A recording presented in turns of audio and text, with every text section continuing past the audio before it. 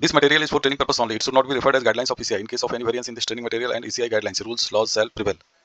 नमस्कार दोस्तों, इससे पहले मैं पीठासीन अधिकारी के कर्तव्य का 2 वीडियो अपने चैनल पर डाल चुका हूं। पहला वीडियो था कि मतदान वाले दिन से पूर्व के कर्तव्य पीठासीन अधिकारी के, और दूसरा वीडियो मतदान वाले दिन मतदान आरंभ होने के पूर्व के कर्तव्य। तो ये 2 वीडियो मैं पहले ही डाल चुका हूं। अब तीसरा वीडियो जो है वो है वास्तविक मतदान के आरंभ से समापन तक के कर्तव्य पीठासीन अधिकारी का क्या है। तो मतदान शुरू करने से पहले मतदान केंद्र में उपस्थित मतदान अभिकर्ता पोलिंग अधिकारियों को वोट की गोपनीयता बनाए रखने के बारे में जानकारी दी जानी चाहिए। लोक प्रतिनिधित्व अधिनियम 1951 की धारा 128 के प्रावधानों को पढ़ना चाहिए और उनको पढ़ के सुनाना चाहिए। तो देखते हैं कि लोक प्रतिनिधित्व अधिनियम 1951 की धारा 128 क्या है। तो मतदान की गोपनीयता को बनाए रखना, ऐसा हर ऑफिसर, लिपिक, अभिकर्ता या अन्य व्यक्ति जो निर्वाचन में मतों को अभिलिखित करने या उसकी गणना करने से संसक्त किसी कर्तव्य का पालन करता है, मतदान की गोपनीयता को बनाए रखेगा और बनाए रखने में सहायता करेगा। और ऐसी गोपनीयता का अतिक्रमण करने के लिए परिकल्पित कोई जानकारी किसी व्यक्ति को किसी विधि के द्वारा या अधीन प्राधिकृत किसी प्रयोजन के लिए संसूचित करने के सिवाय संसूचित न करेगा। जो कोई व्यक्ति उपधारा 1 के उपबंधों का उल्लंघन करेगा वह कारावास से, जिसकी अवधि 3 मास तक की हो सकेगी, या जुर्माने से या दोनों से दंडनीय होगा। वास्तविक मतदान आरंभ करवाना, मतदान शुरू होने के लिए निर्धारित समय पर सीयू का पावर बटन ऑन कर वास्तविक मतदान आरंभ करवाएं। मतदान केंद्र पर मतदाताओं के प्रवेश, पुरुष और महिला मतदाताओं के लिए अलग अलग कतारों से प्रवेश सुनिश्चित करेंगे। कतारों के प्रबंधन करने वाले पुलिस होमगार्ड जवान को निर्देशित करेंगे कि एक समय में 3 से 4 मतदाताओं को मतदान केंद्र के अंदर जाने की अनुमति दें। एक पुरुष मतदाता के साथ 2 महिला मतदाता को मतदान केंद्र में प्रवेश की अनुमति दी जा सकती है। दिव्यांग मतदाताओं, शारीरिक रूप से अशक्त मतदाताओं, गर्भवती महिला मतदाताओं, गोद में बच्चा लिए महिला मतदाताओं, वरिष्ठ नागरिकों को कतार में अन्य मतदाताओं से पहले मतदान में प्राथमिकता दी जानी चाहिए। आवश्यकता हो तो ऐसे मतदाताओं के लिए अलग से एक कतार बनवाई जा सकती है। आपको यह सुनिश्चित करना होगा कि ऐसे मतदाता अपनी व्हीलचेयर मतदान केंद्र के अंदर ले जा सकें। देखिए, जब आपके मतदान केंद्र पर मतदान आरंभ हो जाएगा तो मतदान केंद्र में व्यवस्थाएं कुछ इस प्रकार रहेगी। एक साथ 3 से 4 मतदाताओं को प्रवेश की अनुमति मतदान केंद्र के अंदर दी जाएगी। एक मतदाता अगर P1 के पास है तो दूसरा मतदाता P2 के पास रहेगा और तीसरा मतदाता P3 के पास रहेगा और एक मतदाता मतदान प्रकोष्ठ के अंदर रहेगा मतदान करने के लिए। इस प्रकार से मतदाता मतदान करते जाएंगे और मतदान केंद्र के बाहर निकलते जाएंगे।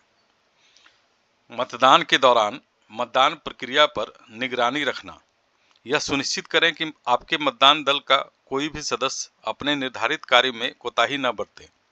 मतदान के दौरान मतदाताओं की गतिविधियों पर नजर रखें और ध्यान दें कि कोई वोटर बिना मतदान किए नहीं जाए। सीयू से समय समय पर टोटल बटन दबाकर डाले गए वोटों की जांच करें और मतदाता रजिस्टर एवं मतदाता पर्ची से इसका मिलान करें।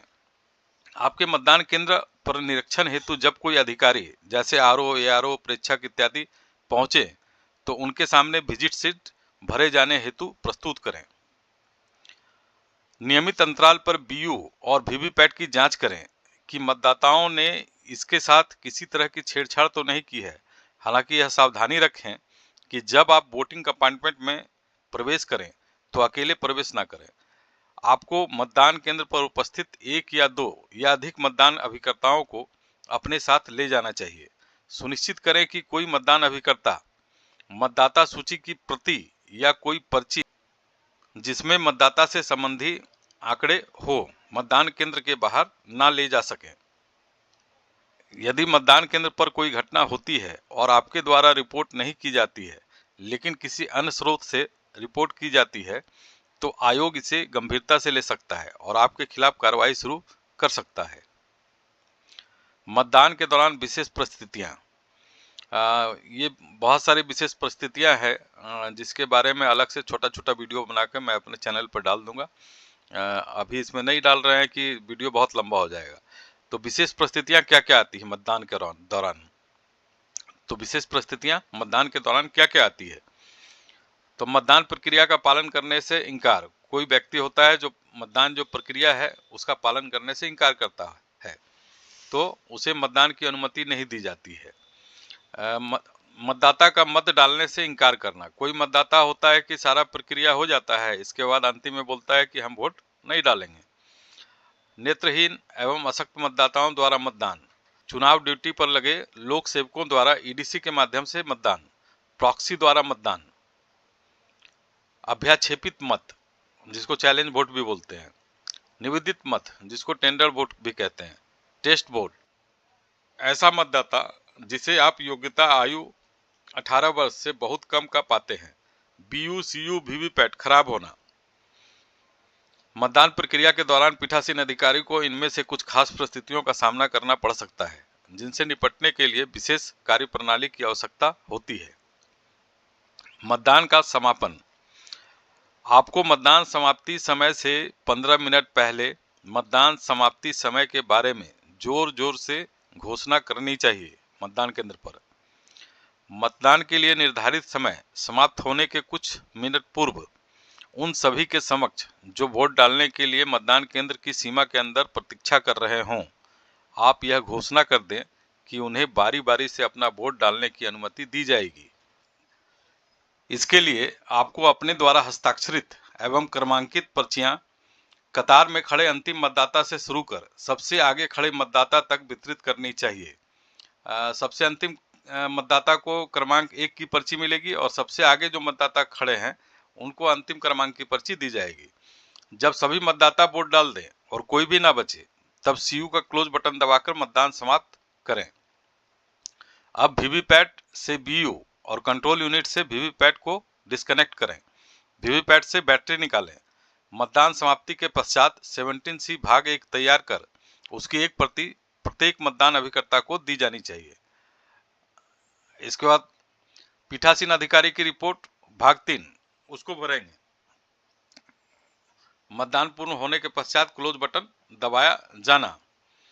तो वहाँ जितने भी मतदान अधिकारी हैं उनका नाम लिखा जाएगा और उनका पद और उनसे हस्ताक्षर प्राप्त किया जाएगा और जो एजेंट वहाँ उपस्थित है जिस भी दल के उनसे हस्ताक्षर प्राप्त किया जाएगा। इस पर है मतदान समाप्ति पर घोषणा।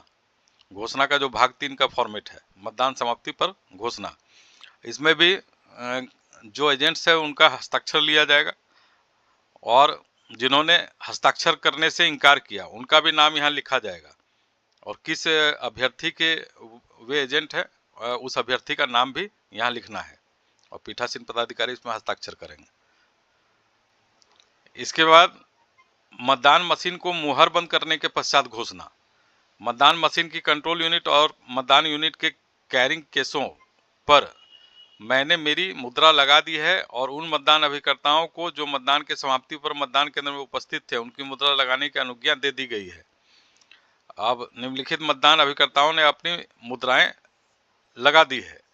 मतदान अभिकर्ता का इसमें नाम लिखना है और किस अभ्यर्थी का वो मतदान अभिकर्ता है। तो वीडियो को अंतिम तक देखने के लिए बहुत बहुत धन्यवाद दोस्तों।